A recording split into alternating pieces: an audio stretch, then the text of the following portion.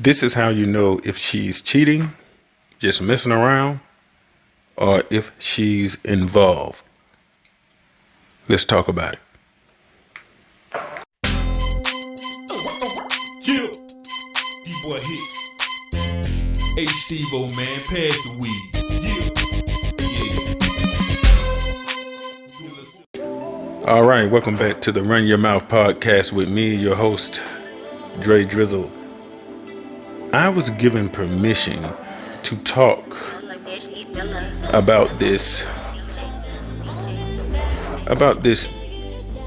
incident. Won't call any names or anything, but we're going to talk about when women cheat. For any man that's feeling like his woman is cheating, she probably is, because when you're with somebody for a really long time, your spirits connect, and so you will sense something is not right. You may not be able to put your finger on it, but you'll know something is not right. She's always arguing, out of the blue. She's just wanting to start something with you, out of the ordinary character for her towards you. Lack of sex, intimacy. That's gonna slow it way down. I'm gonna get to a point in a minute. No respect. That goes out the window. She comes up with these new ideas that is not catering to the relationship that y'all have. You know what I mean? Every idea doesn't work for every relationship.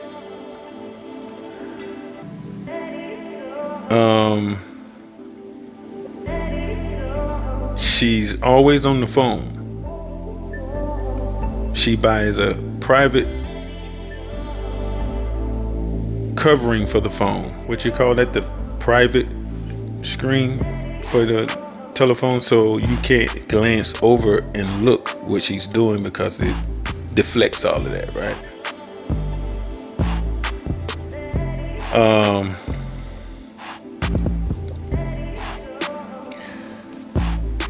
Sometimes she'll tell you she's working late. She may not be working late. Well, she's working late, all right. We'll say that. She doesn't want you to touch her. Every time you attempt to be intimate with her, it's either her stomach hurting, her head hurting, or she's tired. And sometimes she'll go ahead and do it with you, but she's nowhere in it. She's not passionate with it. It's just to probably save face with the man, or just to tolerate it for a few minutes, just to get him out of her face about it. Men, you have to understand, when a woman is cheating, that's different from her being involved with somebody. It's totally different. She can cheat and still come home and make you happy and everything is all jolly. But once she becomes involved with somebody or someone, things are going to change around the house. She's going to change. You're not going to know what's going on, but you're going to know something is wrong. Everything is a big deal now. If you breathe the wrong way, well, that gives her opportunity to start an argument so she can just leave the house, or start an argument so she can go in the room and close the door and lock it and be on the phone with that guy. I had a conversation with somebody I know, so he gave me permission to kind of like talk around it or whatever, but he's not in it anymore, and that's a good thing. They was married a number of years. Let me tell you something about a woman that's in love with her man. This is what I know about a woman. If she buys a lingerie, he's gonna be the first and only one to see her in it. She's not gonna even waste time to let her husband see her in the lingerie, the new lingerie.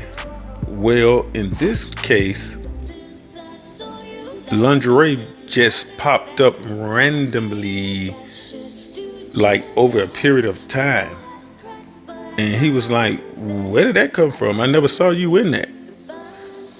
Oh, I just bought this. I bought it not too long ago. I was waiting to put it on for you, but there's no tags on it.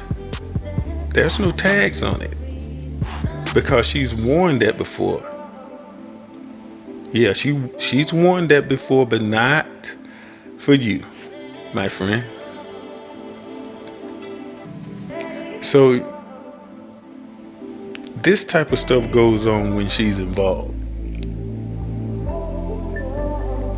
And when her and the guy she's involved with fall out, because they have fallen out too, guess what? You the innocent person that really doesn't know what's going on, and you're gonna catch heat from that. Yeah. She gonna come home and bring shit to you, although she's your wife and she has no business cheating on the outside with nobody, but she done fell out with her lover, and guess what? You finna feel the heat from that. You know, that's not fair. So this is what I told him, and I tell everybody: if your spouse, if you suspect them of cheating, or you found out they cheating, you just haven't told them, the first place you need to check is their place of employment. That's the first place you need to check. That's the first place you need to be checking. At her job. I'm telling you, 80%, over 50%, I'm just going to be sure when I say this, over 50% of the time, is somebody from her job. Okay? Now, if she's just randomly out there just snagging a brother every night, you don't want some sex from her, that's probably going to be hard to pinpoint, because her feelings is not in it. It's just some guy or whatever guy she, every blue moon, she just like screwing him or whatever. But when they become involved, all hell gonna break loose at the house, and you need to be checking that job first. That's the first place you need to start investigating. It's unfortunate, you know what I mean? It's unfortunate that some guys are going through this, and all they want to do is just be married, have a happy home, and, you know, think about doing other things besides cheating on their spouse. And you know, this world is a hard place. Relationships are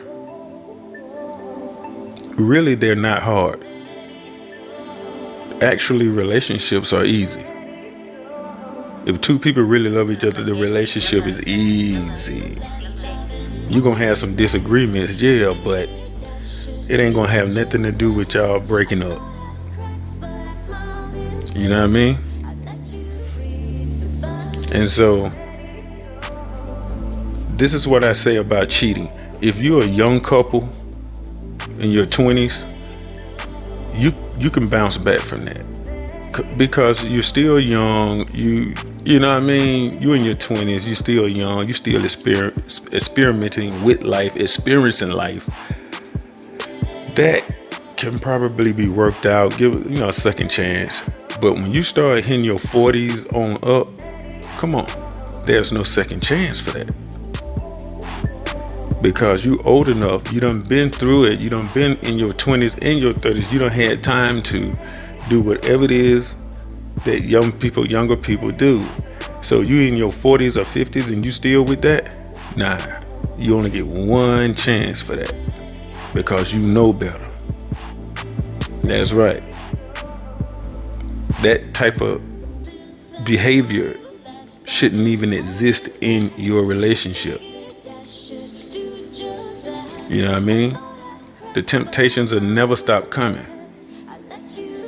But at that age, 40s, 50s, you're supposed to be mature enough to be able to resist your temptations, to fight your temptations with logic and wisdom and knowledge because you've been there and done that. So that deserves no second chance. Don't let nobody waste your time. You only go around one time. And you should not let another individual turn your life into a living hell. I'm telling you right now. Because you got people out here that really don't care about nobody but themselves. And they don't even have respect for themselves, half of them. You got to start looking at people upbringing. Start looking at, look at their family. Try to find out how they was raised before you start getting involved with somebody. Because I'm telling you, and I'm a strong believer of this, people's behavior, the biggest part of their behavior comes from how they was raised. I believe that. I'm gonna stand on that. So if they never received a lot of love at home and all this, they come from a really torn home, and you haven't, that person would not be a good candidate for you. Because all of that pain that's built up inside of them is going to spill out on you. They'll take it out on you. So this is what I say, you have to think about your life. Think about yourself first and then others after. Never think about anybody first when it comes to when it comes to certain things, meaning like relationships or accomplishment, success, and all that. You got to think about yourself first. If somebody need help and they done got hurt or something, I'm not talking about that. But it's not selfish to think about yourself first. So you have to think about your life, and you have to have these talks when you first meet people. You have to have these talks and let them know zero tolerance for this, zero tolerance for that. And if they have a problem with you saying that to them, then to just get the hell on then. They already got a problem with you trying to, tell them, hey, this is how things should be, and it's gonna be the right way. It's not like doling out demands. You just letting the person know what you're not gonna tolerate in the beginning, and then you turn around and you should ask them, hey, what are your, tell me what's your spiel. Let's work it out. This is how relationships should start off. It shouldn't start off with just sex. You should have a talk. You know what I mean? Once y'all two decide that y'all like each other to take it to the next level, then you should sit down and have a talk. Put it all on the table. And you got to let them, each one of y'all got to let each other know, hey, this can't be tolerated. Meaning like running the streets or cheating or disrespect or name calling or not being clean, stuff like that, And so you have a good understanding of one another. you'll save yourself a lot of time, hurt, and pain. But you got to stand on what you say now. You got to mean what you say. Because some people will try you. Even after you've been straight up with them, they'll still try you. So you have to mean what you say. Even if you don't want to leave the person, you got to stand on your word. Because if that person try you after that, that's exactly what they're doing. They're trying you to see how far they can go with you. And some people are willing to put that relationship on the line to try you. And all you got to do is be out and be like, oh, you did it. I gave you what you wanted. You didn't want it, so I holler at you. That's how you got to be. You got to be straight. You got to be able to drop a person like a hot potato. You got to be able to drop them like that.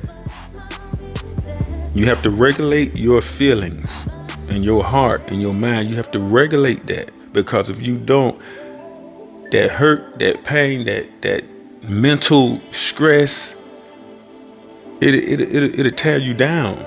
Your self-esteem be gone. It'll tear you down. So you have to go in strong, straightforward, and stand for what's right. You know what I mean? Now I'm gonna do a second part on this for the ladies. All right, I'm gonna do a second part. We're gonna talk about the men too now. But if anybody is experiencing somebody cheating on them, I suggest you really think about your life, because that can cause somebody to get killed.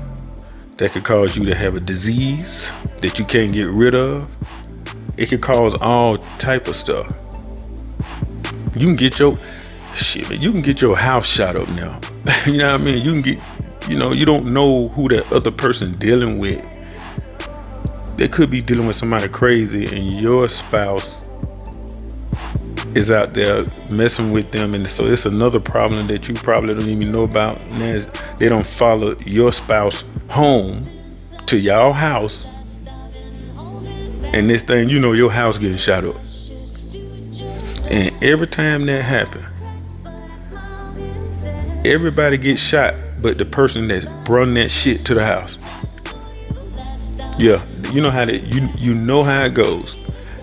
Somebody other than the person that's got this mess coming to the house gets shot. So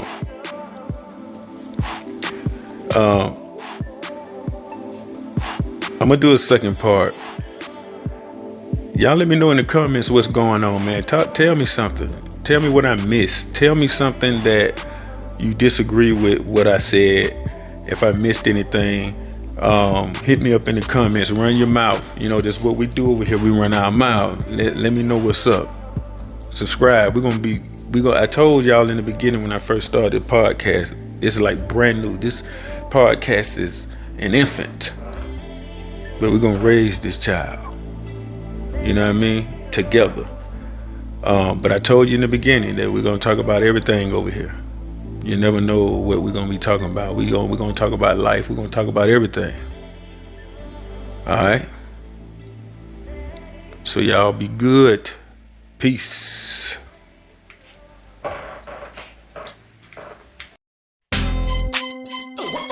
Chill. D-boy hits. Hey Steve-O, man, pass the weed. Yeah. Do a little sip of that Remy too, my nigga. Yeah, my nigga. Smoke when we want to, we drink when we want to. This what we do, man. Smoke when I want to, drink up the Remy. Smoke when I want to, drink up the Remy. Smoke when I want to, drink up the Remy. It's D-boy in the building.